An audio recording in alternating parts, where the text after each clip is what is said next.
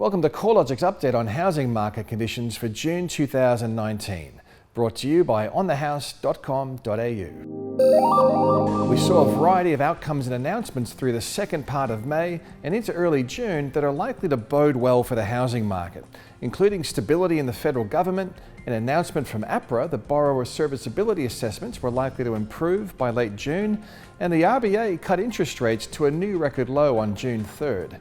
All this good news wasn't enough to stave off a further decline in dwelling values in May. However, market sentiment does seem to have improved over the second half of the month. Although dwelling values fell in May, the pace of decline continued to ease off, a trend we've been seeing since early 2019. Nationally, dwelling values were down 0.4% in May, which was the smallest month-on-month decline since May 2018. This improvement is primarily being driven by a slower rate of decline in Sydney and Melbourne, where housing values were previously falling at the fastest rate of any capital city. Sydney values were 0.5% lower over the month, while Melbourne values were 0.3% lower.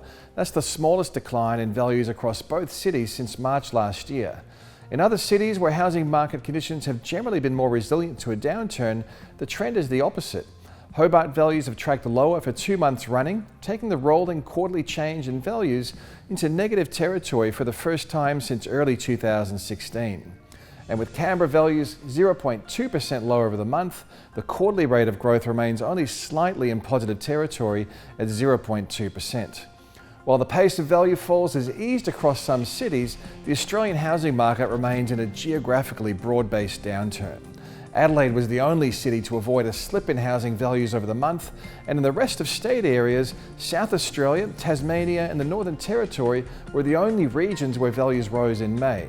In fact, regional Tasmania is the only broad region across the country where housing values remain at a record high.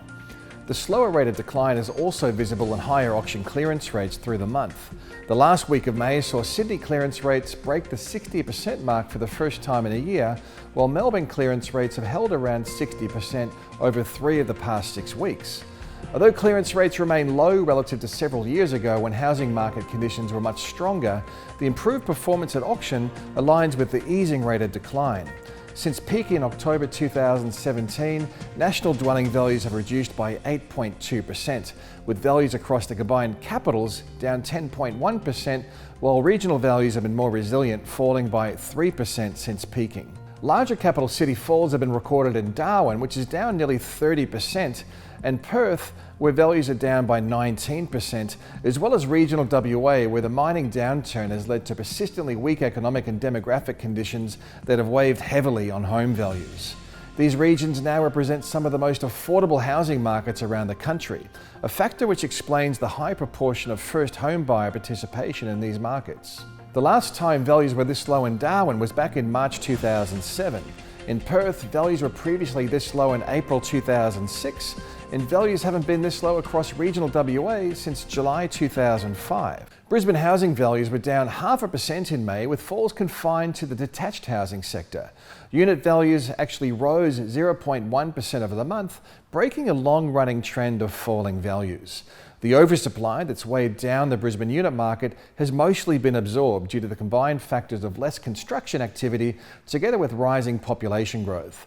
However, Brisbane unit values remain 12.5% below their 2010 peak. With migration rates lifting, supply under control, and generally healthy levels of housing affordability, the Brisbane housing market fundamentals are looking healthier compared to most other capital cities. Since the federal election, we've seen a variety of outcomes and announcements that are likely to have a positive effect on housing market conditions. The federal election outcome has removed the uncertainty surrounding taxation reform, which should see an improved level of confidence amongst homeowners and prospective buyers, particularly investors. Additionally, now we've seen some certainty around the initiatives announced in the federal budget, a consistent commission structure for mortgage brokers, who comprise around 60% of mortgage originations, and the eventual stimulus for first home buyers in the form of a federal government deposit guarantee, although that's limited to 10,000 participants with at least 5% deposit. That will kick off in January next year. Another positive announcement came from APRA late last month, where we are likely to see the serviceability assessments used to qualify borrowers for a home loan reduced sometime in late June.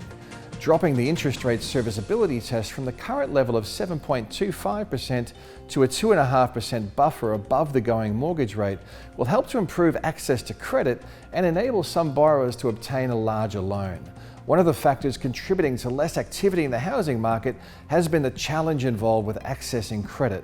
While there are a variety of other policies that will continue to keep a lid on housing credit, a more practical assessment of borrower servicing capacity is certainly a positive for housing market demand.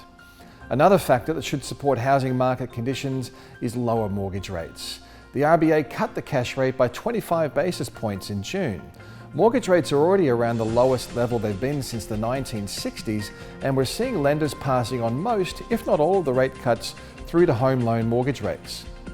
Lower interest rates have typically shown a positive influence on housing demand. Importantly, lower rates may not provide the same level of stimulus as what we've seen in the past due to tighter credit policies, but no doubt lower rates together with lower serviceability assessments and the removal of the uncertainty surrounding the federal election will provide some positive influence over the housing market. While the outlook for the housing market is looking more positive than it was pre-federal election, a variety of headwinds are still at play, especially in the credit space. Although interest rates and serviceability tests are set to reduce, lenders continue to scrutinise incomes and expenses much more intensely. Comprehensive credit reporting is providing lenders with greater visibility around borrower finances and overall debt levels, and progressively lenders are reducing their exposure to borrowers with high debt levels relative to their incomes. We should also keep in mind the reasons why interest rates are heading south. Policymakers are becoming increasingly concerned about the slippage in economic growth, stubbornly low inflation, and sluggish wages growth.